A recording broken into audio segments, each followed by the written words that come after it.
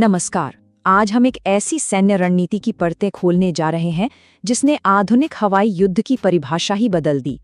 इसका नाम है कंबाइंड एयर अपोर्शनमेंट प्लान यानी कैप। सोचिए, ये वो ब्लूप्रिंट था जिसके तहत अमेरिका और इजराइल ने पूरे युद्ध क्षेत्र को एक सर्जिकल चाकू की तरह बड़ी सफाई से बांट लिया था। तो चलिए समझते हैं कि ये सब हुआ कैसे। आज हम इस पूरे ऑपरेशन के दिल में उतरेंगे।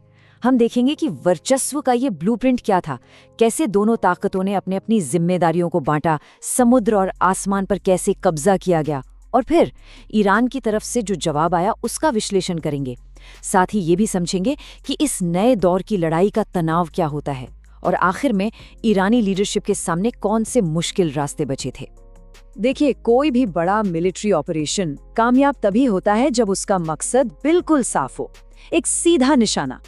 ऑपरेशन मिडनाइट हैमर के लिए भी ये मकसद बिल्कुल ऊपर से तय किया गया था, और इसी एक मकसद ने हर फैसले और हर कदम को दिशा दी।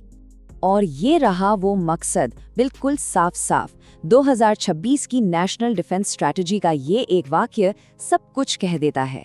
पूरा का पूरा ऑपरेशन सिर्फ इसी एक निर्देश पर टिका था।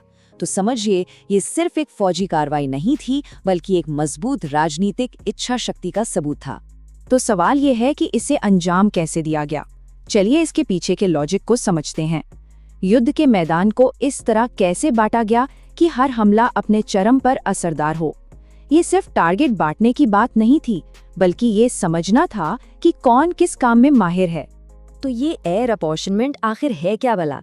देखिए, इसका मतलब सिर्फ ये तय करना नहीं है कि कौन कहाँ बम गिराएगा, नहीं। इसे एक बेहद जटिल डांस की तरह समझिए।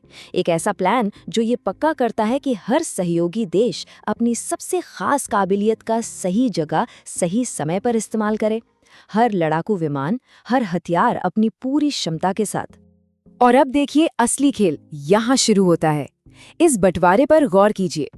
इजरायली एयरफोर्स ने उत्तरी इलाके पर फोकस किया, यानी लेबनान, सीरिया और उत्तरी ईरान। ईरान से उनके नजदीकी का मतलब था कि वो अपने F-35 लड़ाकू विमानों से बिजली की रफ्तार से बार बार हमले कर सकते थे। वहीं दूसरी तरफ अमेरिकी सेना ने दक्षिणी मोर्चा संभाला।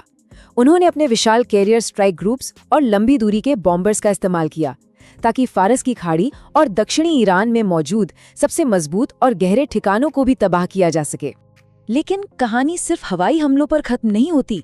इस अभियान की असली कामयाबी इस बात में छिपी थी कि कैसे एयर पावर को नेवी और लॉन्ग रेंज बॉम्बर्स के साथ जोड़ा गया, यानी आसमान और समंदर दोनों पर एक साथ कब्जा।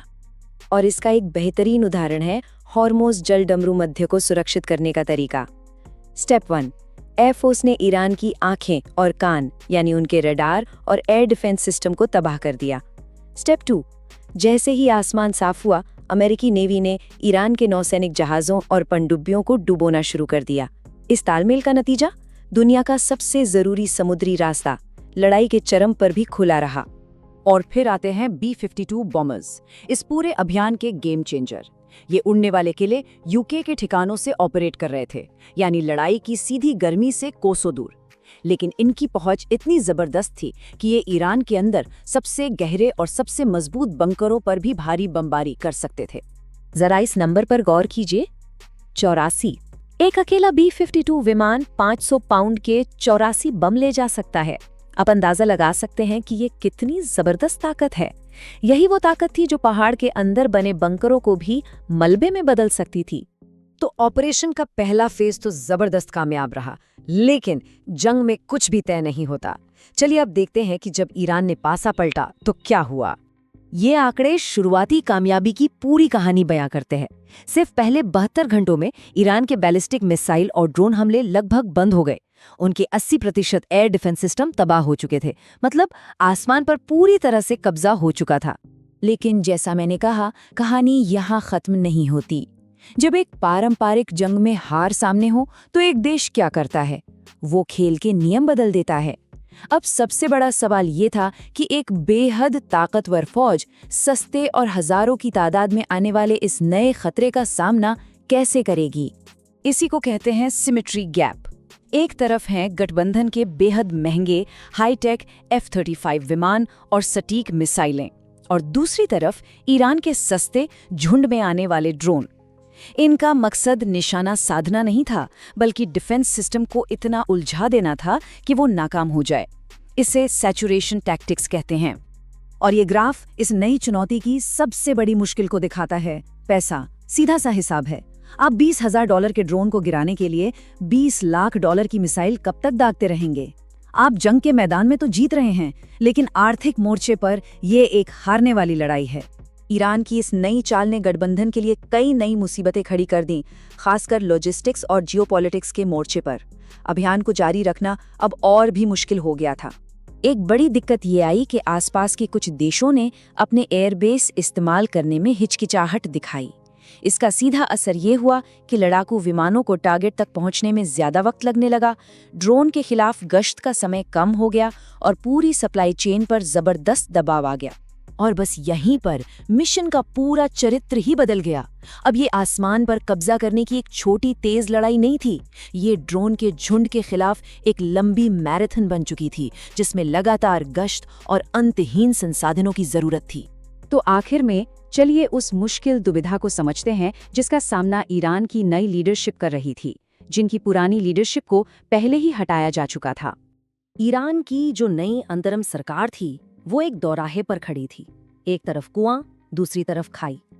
या तो वो बातचीत करके देश की गिरती अर्थव्यवस्था को बचा ले, लेकिन ऐसा करने पर वो अपने ही देश के कट्टरपंथियों के सामने कमजोर साबित हो जाते, या फिर वो ड्रोन वॉर जारी रखकर अपनी ताकत दिखाएं, लेकिन इसके बदले में लगातार हवाई हमले और देश का पूरा आर्थिक पतन झेलें।